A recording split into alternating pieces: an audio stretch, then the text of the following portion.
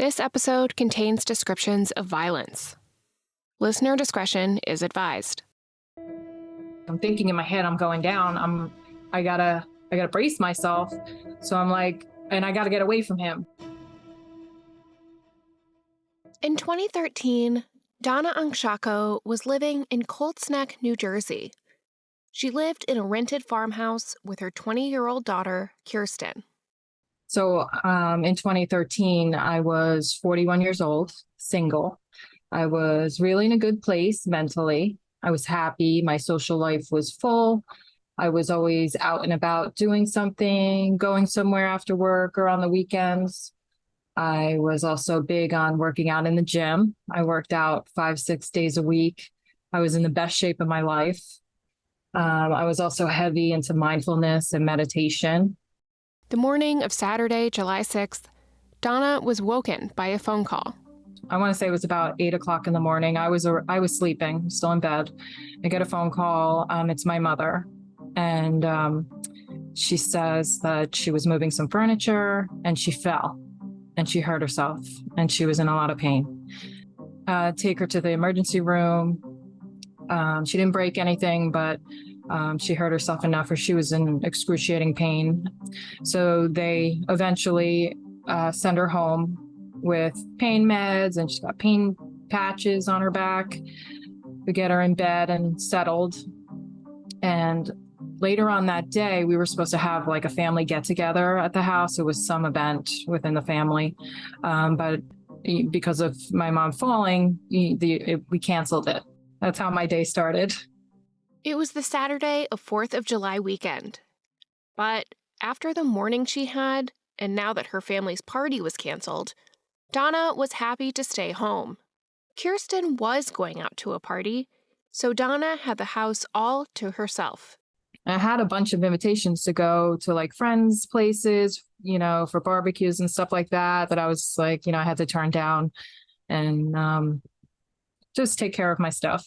And it's funny because as I was doing my laundry, I was even on the phone with a friend and he was like, oh, just come out, whatever. And I was just so insistent, like, no, I'm not coming out. I'm home for the day. And this is what I'm doing. My laundry machines are in the cellar of the house.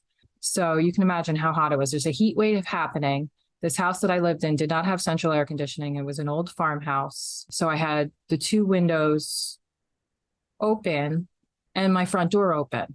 So like I'm trying to get like a breeze going in there.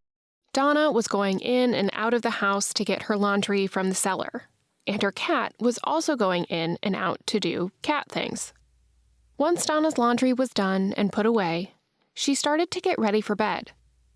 She turned her bedroom window AC on and took a shower. I think it was about 11:30 when I went up to bed. I turned the lights out, start to drift off to sleep, and I hear what I think is the cat scratching at the window screen. So I jump out of bed and I'm like, oh my gosh, the cat, let me go let him in. Right outside my bedroom door was a staircase and I didn't turn any lights on. I just whipped open my door, went down the stairs, and right at the bottom of the stairs was the front door. I figured I'm going to open the door, let the cat in, go back to bed, and that'll be that. But when I got to the bottom of the stairs in the dark, I open the door and I see this kid standing at the window, which was directly next to the door.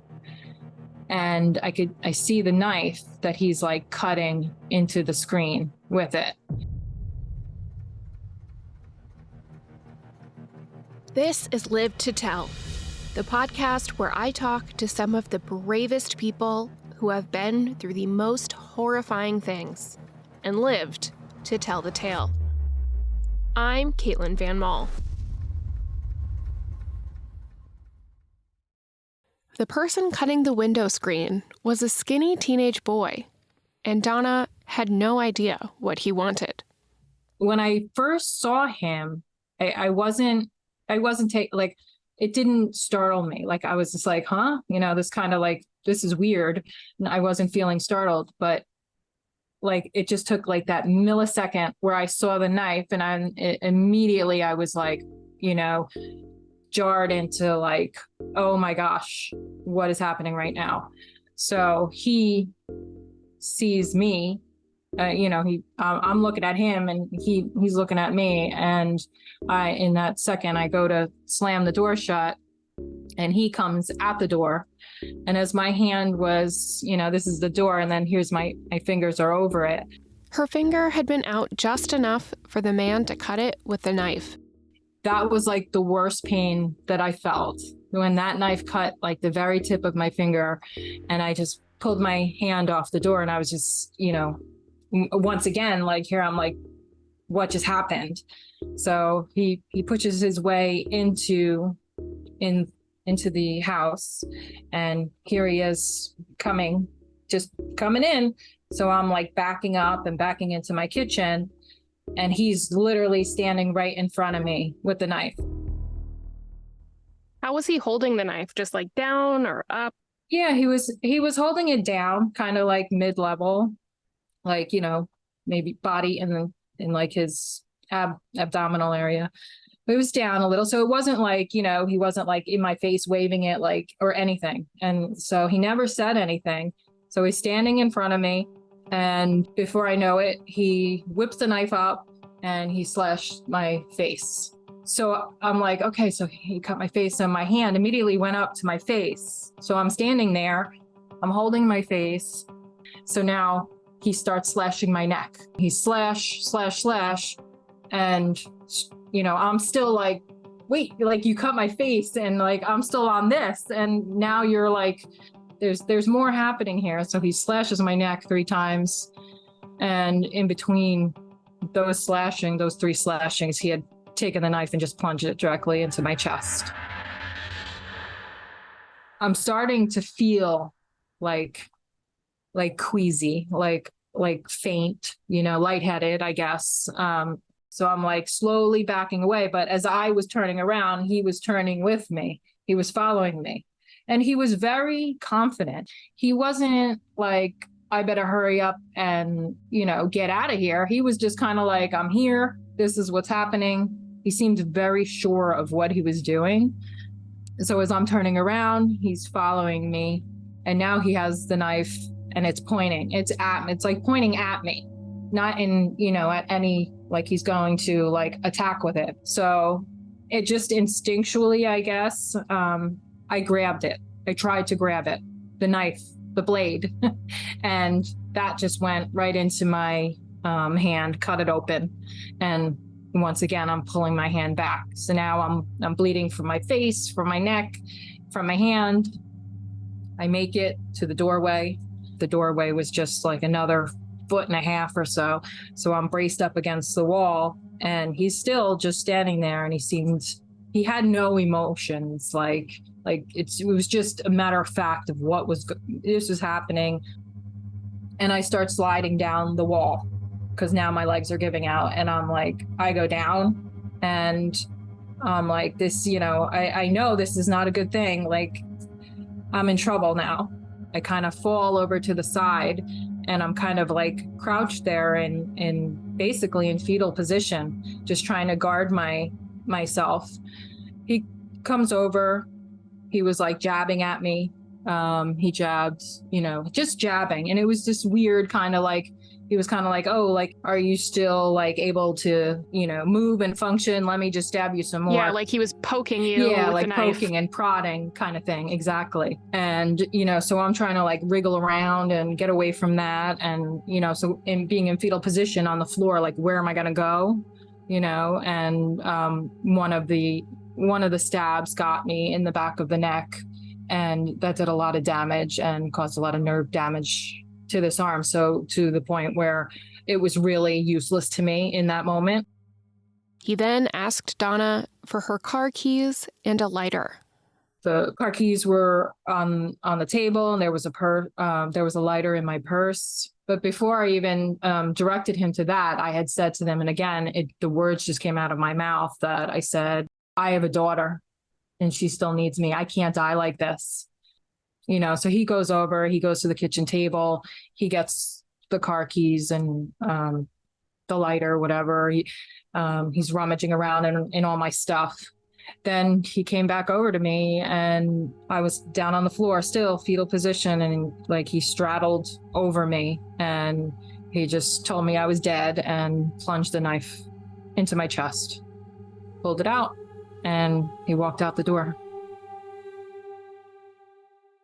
So I was like, he's gone, trying to like sense like his movement, trying to feel like vibrations. I was waiting to hear like, I'm going to hear the gravel in the driveway any minute, but it was just like dead silence. And I just, something just happened inside me and I got up. I don't know how I did it, but I did. I remember going up the stairs. I don't remember actually my hands or my feet touching the stairs going up, but I made it and I got to my cell phone, and my cell phone was on the charger and it was on the dresser that was right next to the window that overlooked my driveway.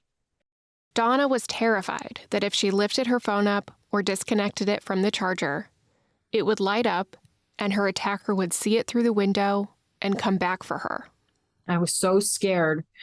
And so I was like, I kind of like, brought it down low to the ground and tried to get it off the charger that way. And when I started to dial, my hands were just covered in blood and I couldn't. And it was, it was frustrating because I was so desperate. So I started to wipe it off on my blankets, my bed that was right there. And I was able to dial 911 and get through to the operator.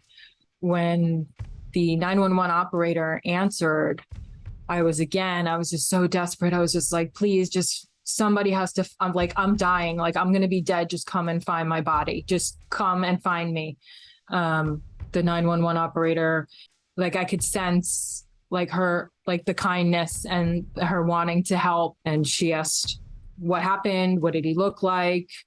For me, I was determined to get all of the information out. I stood face to face with this kid. I know exactly what he looks like. And here it is, here's a full description of everything. And that was my goal, to get all that information out, because I really thought I was going to die. The 911 operator stayed on the phone with me.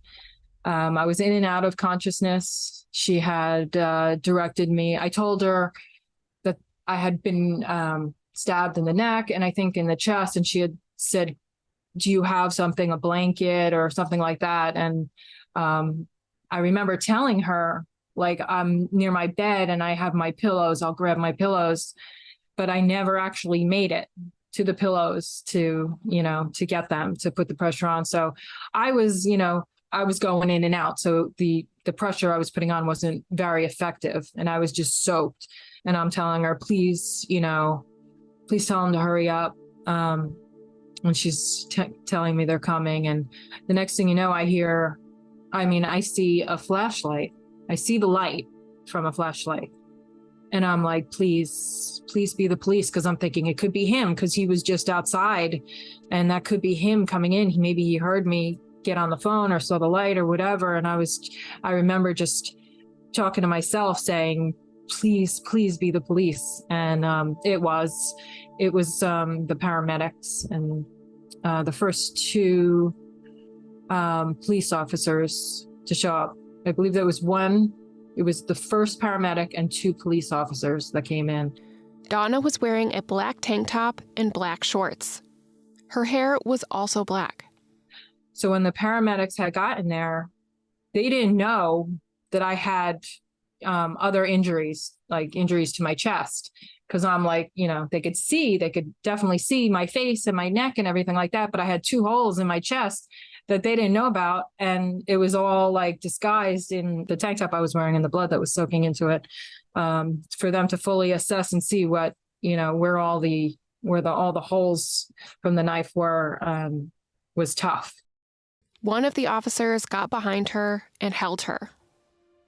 He kind of got behind me and he was kind of cradling me, and I lost consciousness. And when I woke up, he's cradling my head in his hands and he's like, help is on the way. And he was just talking to me. And I remember feeling like like looking up and seeing this police officer there, and like I felt like I can just relax in this moment, like I'm safe in the moment. That feeling in that moment, I feel just this forever connectedness to that police officer. Donna was in her bedroom, which was upstairs. The paramedics needed to figure out how to get her downstairs and into an ambulance. So this is an old farmhouse, and the staircase was very narrow, and they couldn't fit the stretcher. So they took a sheet and they wrapped me like a mummy, kind of. They just like wrapped me in the sheet. Yeah, like a little burrito. Yes, like a burrito, exactly. And I remember them saying, like, we're going to carry you down like this. You got to trust us. And I'm going with it. I had full faith and trust that they weren't going to drop me. But imagine that. Imagine they show up and you can't get the stretcher. It's crazy to think. Once they got her down the stairs, she was loaded into the ambulance and rushed to the hospital. She went into surgery as soon as she got there. I was told that surgery lasted 7 hours, a little over 7 hours. So imagine the damage that he did for them to be doing all of that work for 7 hours. And so to get to all that, they had to basically do like you would in an open heart, and they cracked my sternum open to get inside, and the knife nicked one of my lungs, so one lung collapsed. The knife missed my heart by, I forget the millimeters, but they said it's basically the edge of a dime. The knife missed your heart by the edge of a dime. I was in a medically induced coma, so that's not good. For how long? I think it was basically just after surgery to keep me calm, I guess. Meanwhile, Donna's daughter, Kirsten, came home from her party to find their house surrounded by police. I wasn't expecting Kirsten to come home that night. She was at a party, and she was planning on staying at the house where the party was. For whatever reason, she had decided she was going to come home that night, and she wanted to sleep in her own bed. And so when she was coming home, it was, I don't know what time it was, probably like 2:00 in the morning. She could see all the commotion of the lights and everything, the police lights. And she, as she got closer, she realized this was happening at her house. And so when she gets out and says, like, where's my mom? And they tell her, your mom was attacked and she was taken to a hospital. They wouldn't even tell her which hospital. They wouldn't tell her exactly what condition I was in. She had no idea, like, if I was alive or dead or, what have you. And they just kind of basically said, you have somewhere where you can go, where we can take you. One of my brothers lived up the street, literally like 2 minutes up the street. So they took her to his house and basically told my brother the same things, like I was taken to a hospital and what was happening, and did he know anybody that would want to hurt me or anything like that, and those kinds of things. Kirsten stayed at her uncle's house that night until they were able to go see Donna in the hospital. I got out of the surgery and survived, and they wanted to be the first ones to talk to me, the police. So it was, way into the next day that they even knew where I was or what was happening, and then at that point it was up to my brother then to go to my parents' house and tell them what had happened. My brother said when he walked in the door, my sister was there and she was like, what's going on? She could see something wasn't right. And he told them, my sister at that point, I think she said she just screamed and just fell to her knees, and you just can't make sense of it. Before she was allowed to see her mom, or even before she knew if Donna was alive or dead, Kirsten was allowed back in the house. Kirsten actually went into the house where the blood was, and my blood was pooled and my blood was trailed, and they saw it and they had to step over it. She had to go up the stairs to her bedroom to get her stuff, and to get the cat. Meanwhile, Donna was still in a medically induced coma at the hospital. But they soon brought her out of it and back to consciousness. I was on a ventilator, and I remember I don't have any recollection of what the ICU room looked like, but I remember being in the room when they were taking me off of the ventilator and I'm waking up out of this heavy sedation. And I couldn't see anybody, but I was told that all of my family was in there and they were around my bed and everybody was talking to me and trying to encourage me. Now they're putting an oxygen mask on me and everything. And I'm like coming to. I still couldn't see anybody, which was so weird because everybody was like, yeah, you were, when they took you off the ventilator, you woke right up and we were all there and we were so happy and, you seemed so relieved and what have you. But I still have no recollection of that visual memory of everybody being around me.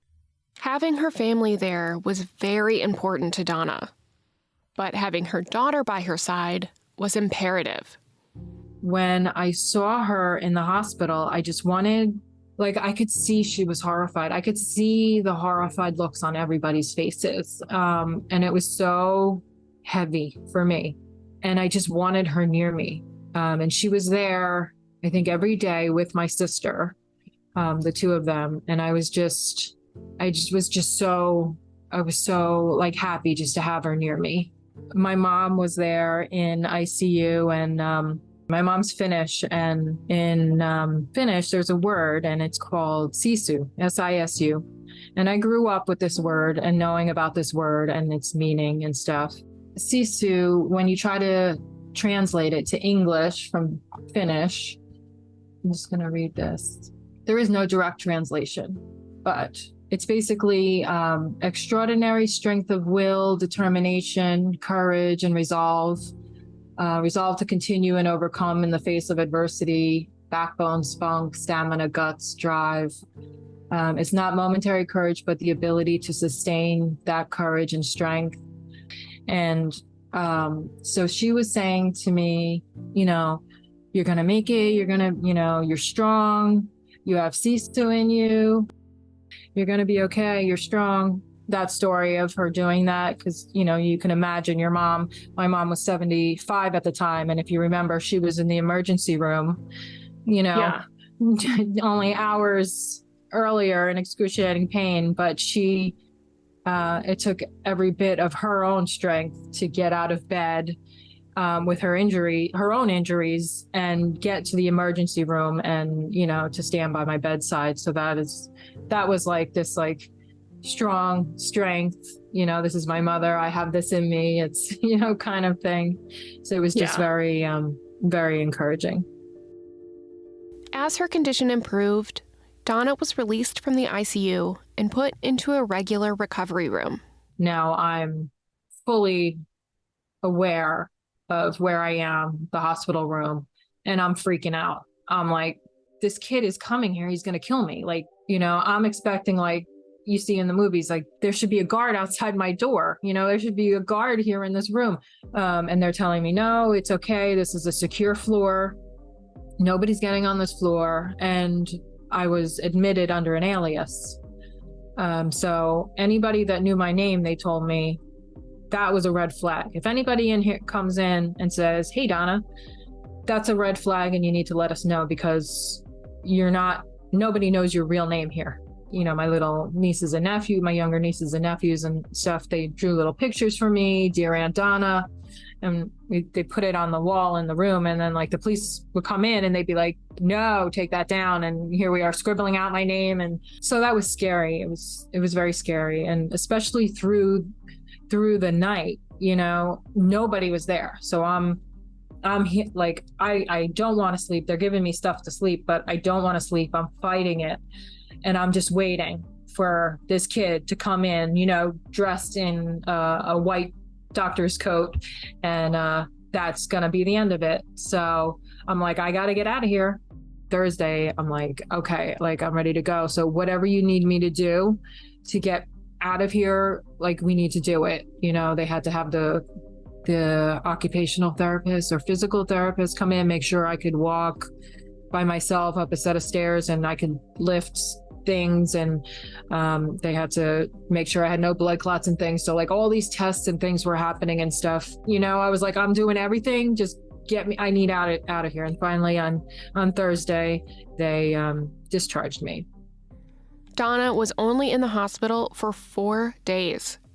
And there was no way Donna was going back to her farmhouse, the scene of the crime. So she needed to figure out another place to go. So I went to my parents' house. My parents have a pretty decent sized house, but I have siblings that live there with their kids. So there was really no room for me. They weren't expecting me. I got put into my niece's room, she was a teenager, so you can imagine a teenager's room, like the walls are like plastered in just cutouts from magazines, clothes all over the place. And I just want to lay down in comfort and safety and peace. And I just want to heal and sleep. And there's all this commotion happening in this room. And I'm just like, oh, I need my own space and I need my bed. And, so it was tough. Though her living situation was cramped, everything was supposed to get better from here. But that's not what happened. I kind of felt okay in the idea that I could have scar revision surgery and everything will work out. Everything's going to be fine. I made it through the worst part. It's going to be fine. But that was pretty much the beginning of, I feel like I was in shock for like years, but coming out of the hospital, then the next couple of days and weeks as they went on, I started to have symptoms of post-traumatic stress, and I was like freaking out at everything. I was crying all the time. Like I wasn't crying like you cry when you're sad or something. It was just tears would just pour out of me. Like I could just be standing there and all of a sudden it would be like whoosh, this is happening. And I'd be walking around like I'm like, I don't know what's happening. It's just happening. I'm okay. Just go about your business. Or 1 minute I'm like happy and smiling. The next minute I'm like, I have to lay down before I fall down. Or, I'm freaking out because somebody turned a light out or a door was left unlocked. I was very like, lock the doors, lock the doors, lock the doors. What was that noise? Turn the lights on. And if anybody came around and messed with that, I was like, why do you want me to like get murdered? Because that kid's coming in here. Like in the split second that I looked from over here to over here in my head, this kid got in somehow and now is hiding in a closet or under the bed. While the police did have some leads on who did this to Donna, her attacker hadn't been arrested. They kept me informed about everything that they possibly could because I told them, I want to know everything. If they would say like, we're working on a couple of leads or we're waiting on these DNA tests or this evidence, or they're running this or they're doing that. So they knew who he was like right away. I think it was 8 days. The detective had said 8 days, but I didn't know that. I knew they were working on leads. The night of Donna's attack, police received a 911 call from a Taco Bell 5 miles from Donna's house. There was a young man walking around their drive-thru holding a knife that appeared to have blood on it. Police were dispatched to the Taco Bell, and while they didn't find the man, they did find Donna's car abandoned behind a movie theater nearby. A witness from the Taco Bell worked with a police sketch artist, and that sketch was then shown to Donna in the hospital. It was incredibly close to her attacker. The sketch was circulated, and police received a phone call from a woman who said it looked a lot like her 16-year-old cousin, Brennan Doyle. The woman was able to provide a photo of Brennan at her wedding, just days before the attack. He had the same shaggy hair as the sketch.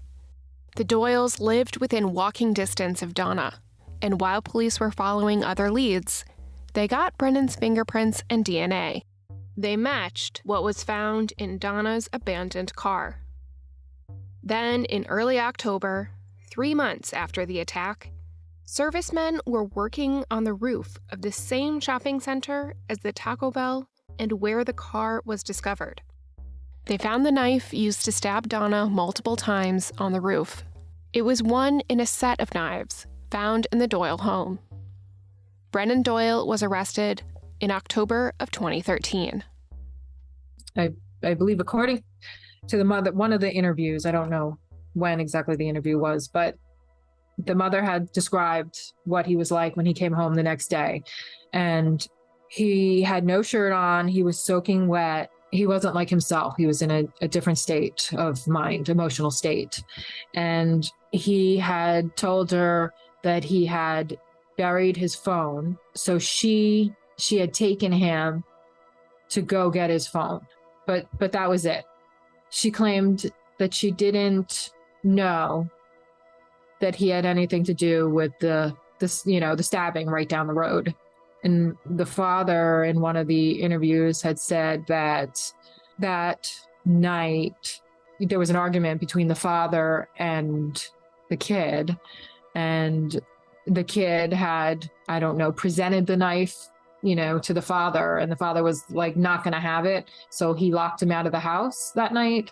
And the mother had gone out to drive his friend home or something. And when she came back, she learned that this happened. The husband locked him out of the house and the kid was gone. And when she was asked, like, well, why didn't you call the police? He was like, in an irate state. He had a knife and he was locked out of the house.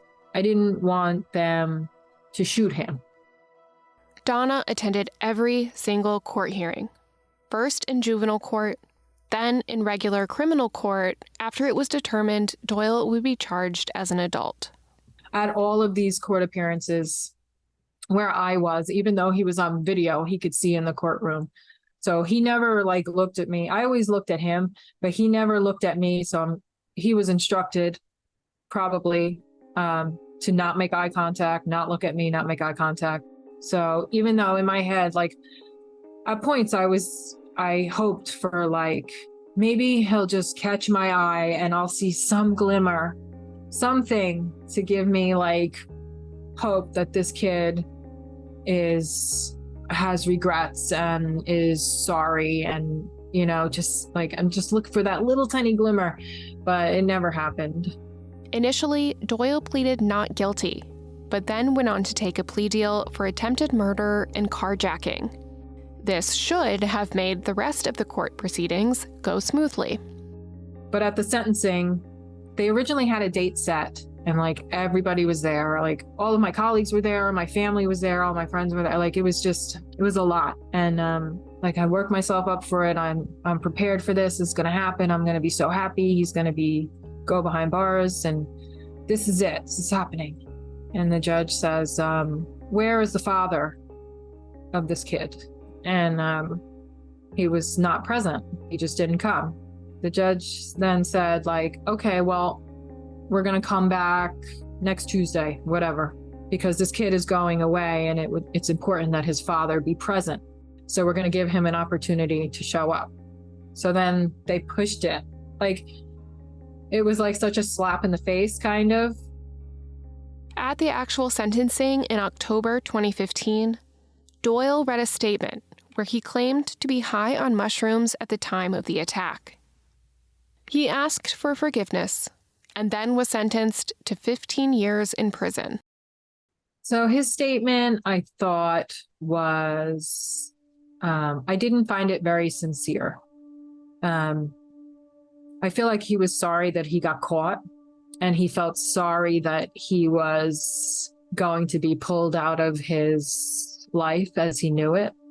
He came from a wealthy family and lived in a, $1 million home and had probably everything he could have ever wanted.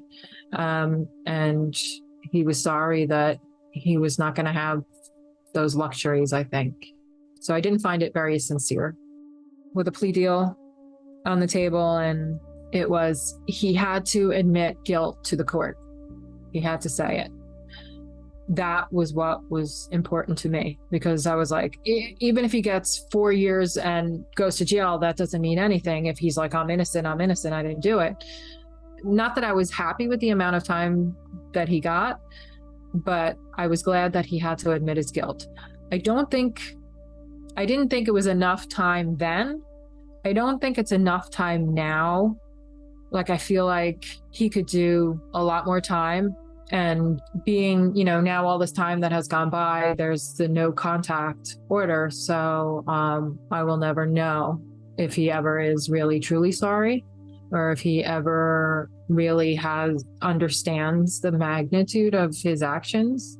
That information will never be passed along to me. You know what I mean? Like, because there's no contact. No contact means no contact. Would you ever be interested in like having a conversation with him? I've always thought about that.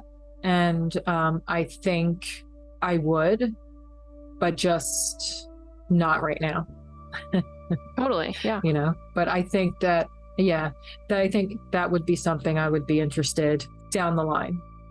Donna also filed a civil suit against Brennan and his father.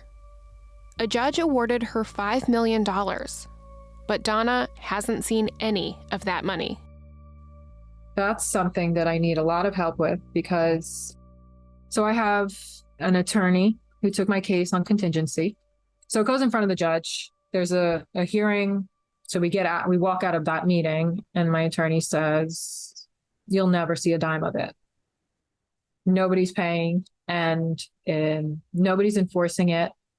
I have no explanation as to why it's not happening. I really don't. Did you have to pay that lawyer? No, he took the case on contingency.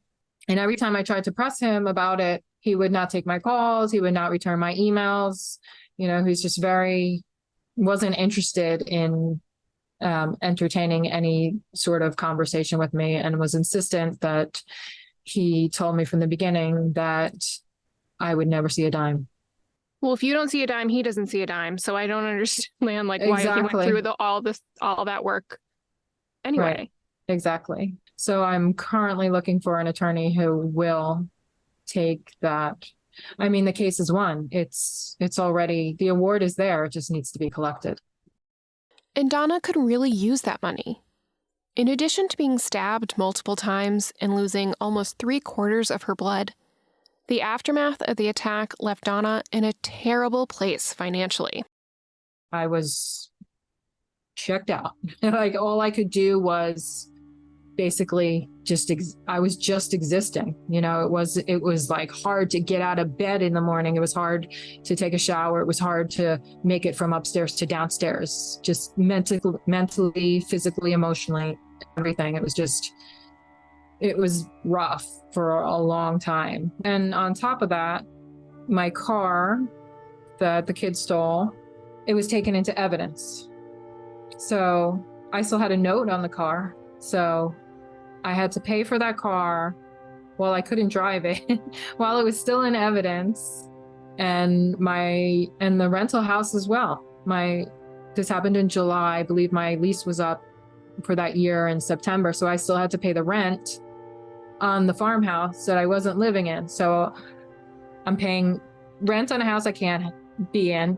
I'm paying for a car I can't drive. All of my stuff was packed up and put into storage. So now I'm paying for storage. Next thing I know, I'm getting calls like, this is such and such creditor, you haven't paid us in 3 months. Next call is going to be, we're suing you or whatever. So now I'm getting notices like, we're suing you and you owe us this money times like 3,000 because now we're hitting you with fees and stuff like that. And I'm like, I don't know what I'm supposed to do because I can't function. And that's great. The creditors didn't realize. So it's like, call the creditors and just tell them what happened and they'll stop. So I remember like it took all of my energy and effort. And I remember calling them and saying like, I'm getting all these notices and you're suing me and I'm not paying you.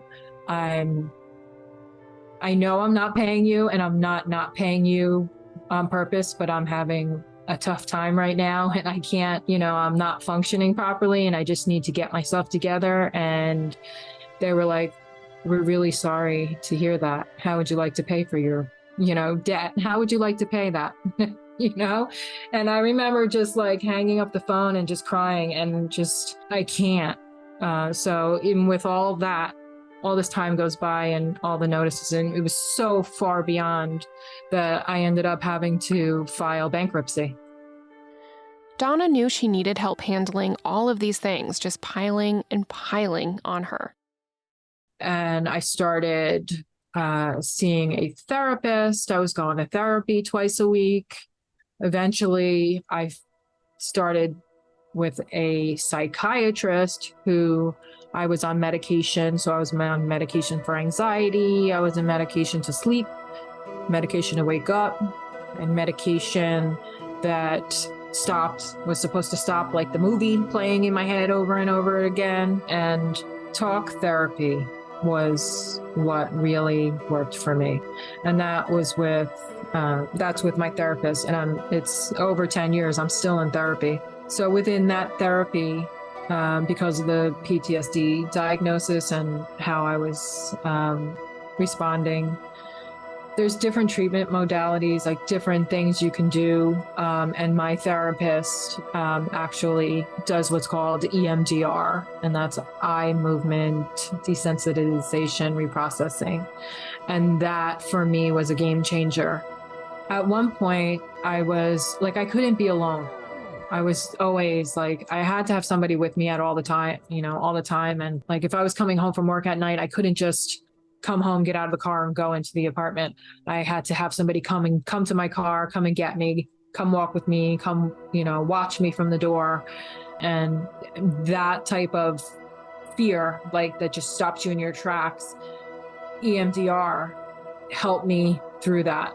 And I don't know exactly how it all worked out.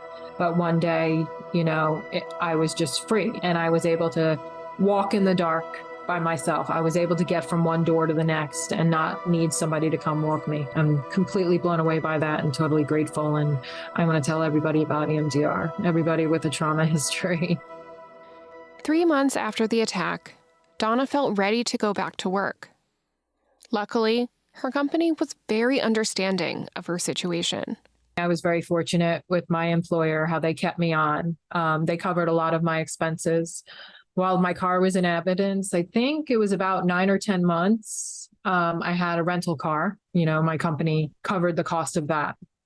It's just not the norm that an employer would do that, but they encouraged me to be back at work. And fortunately, I had a place to go, when I was ready to get back there. But when I say get back to work, I didn't get back to work like I showed up at 8 o'clock and stayed till 5:30. I showed up at like 2 o'clock in the afternoon, stayed for like 45 minutes and was like, yeah, I'm just about done, and went home, and I did that for so long. And yeah, and they kept me on and encouraged me to just continue. You're doing great and do what you need to do and take care of yourself. And we got you on this. Today, Donna is still dealing with the aftermath of being attacked. Like so many others who have been through violence, she knows there's no going back to how things were before. I think I have a new life now. I am still at the job that I was at, so that's going great. I am not as I don't know if outgoing is the word. I more keep to myself. I'm not so out and about doing things. So yeah, my life has changed like drastically. I'm still trying to get back to that feeling of loving working out. So, my whole physically, I've changed out of that. I'm 10 years older too. So yeah, so I live a very quiet, purposefully quiet life. I have a dog now, and he is like my everything, and he keeps me safe, and he allows me to sleep peacefully through the night. Nobody's getting in without him letting me know. So yeah. What kind of dog is he? He's a pit bull, and he's amazing. He is just the love of my life. Outside of my daughter, he is my first son for sure. Donna has also had to take a step back from her once very tight-knit family. Unfortunately, I don't have the family connection that I had pre-attack. Like my whole family connection just crumbled. I just feel like there were some insensitive and unkind behaviors after the attack, when I needed help, and I got the opposite. So I chose to pull away from that for my own peace, I guess. Oh, sorry. That's the time you needed the most. Yeah. That's the most devastating. Sorry. Yeah. Thank you. Just due to everything. There's too much trauma and too much, it's just too heavy. And my relationship with my family as a whole, I should say. Like I haven't celebrated Christmas with my family in 10 years. I haven't sat at a Thanksgiving table with them. I spend those days pretty much by myself. So it's a huge loss in that regard. I have relationships with my family members, like individually, but not as a group, if that makes sense. Unfortunately, this strained relationship with her family also includes her daughter, Kirsten. Very early on, I think I wanted to talk so much about it. I needed to talk, and I was always talking, and I was like, vomiting my stuff all over and with no filter. And it was too much for her. So she pulled away, and as we started to get closer together, we kind of realized like, she doesn't want to talk about it. I want to talk about it. This is really awkward and uncomfortable. And, I wasn't going to family occasions. She wanted to be amongst the family, so she was kind of like in the middle. Definitely has put a strain on our relationship. I love her, just the same. I completely understand it, and I'm sure she understands, my need to constantly be in this, but it's not that same carefree, off the cuff kind of, we don't have to think about this kind of relationship.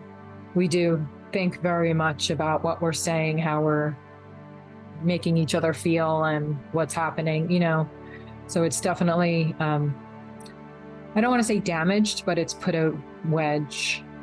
So if anything that I would want this kid to know, after the attack, like that is the worst, the breakdown in my family relationships, and the breakdown with my relationship with and the damage to the relationship with my daughter. Brennan Doyle was sentenced to 15 years in 2015. He will be eligible for parole in 4 years. Yeah. How do you feel about that? Yeah. I mean, I'm concerned about that. Yeah, I'm definitely concerned about that. I'm not in a position right now where I feel like I'm totally safe and protected, and I just don't. Yeah, I don't feel safe now. And when he gets out, I'm not sure how I'm going to react, but I kind of feel like I'm not going to be okay with it. I can only just hope and pray that he doesn't feel like vengeful, in any way. Yeah, I'm not okay with it. I would have to say I'm scared of the thought of him being out. Having been through the whole experience of a violent attack and all the aftermath, Donna saw a gap in her area's care. Things never got back to normal, but things were starting to, I guess, calm down and be more like normal. I couldn't shake that I need to connect with other people. I'm not the first person to be stabbed. I'm not the first person to survive a home invasion. I'm not, this violent crime was happening and people were hurt, and what happened to them and all this, I just felt like I needed to connect with people. I tried to find like a violent crime survivor support group, and I couldn't find anything. The only thing I could find was a PTSD support group in the city. The whole idea of it was what I wanted and what I needed, but I needed it here in New Jersey, and I needed it specifically for victims of crime. In 2015, Donna started Survivors of Violent Crimes, a peer support group that also provides resources and knowledge to anyone navigating life after an attack. Hearing everything. It wasn't just the attack. You're not collecting it. You're out of work for 3 months. What do you do if you're not collecting a paycheck for 3 months? There's the victims of crime compensation, but there's a cap on how much they'll cover and all the expenses that come along with being a victim of crimes. It's the need to connect and the need to help people with the things that I struggled with, like knowing where exactly to start with therapy. So I had to find this all out by doing my own research. But so for me, if somebody is like, here I am, I don't know what to do. How can we help you in this way? Let's talk about yoga and meditation and mindfulness and healing from the inside. And let's make sure you're eating properly and you're healing your body. And, you know what I mean? It's just those little things that you just don't think of. And especially when you're like, what do I do? Your world's turned upside down. Donna is continuing to practice mindfulness and meditation, and this has helped her keep going, one day at a time. For weeks, I had been meditating on one passage every night before I went to bed. I sat with that meditation, and that meditation is the first meditation in the book, 3 Magic Words. The first line and the last line, I'm just going to read it to you because it's so fitting. So it goes like this. I know that I am pure spirit, but I always have been, and I always will be. There is inside of me a place of confidence and quietness and security where all things are known and understood. This is the universal mind, God, of which I am a part of and which responds to me as I ask of it. And at the end, no matter what obstacle or undesirable circumstance that crosses my path, I refuse to accept it, for it is nothing but an illusion. There can be no obstacle or undesirable circumstance to the mind of God, which is in me and around me and serves me now. So I think I had that with me the night of the attack, and I think it just was so helpful mentally to get through it. You can find Donna's peer support organization at facebook.com/survivors of violent crimes NJ. This is Live to Tell. I'm Caitlin Van Mall, and you can follow the show on Instagram at Lived to Tell Podcast. If you enjoyed today's episode, please rate, review, and subscribe. It really helps the show.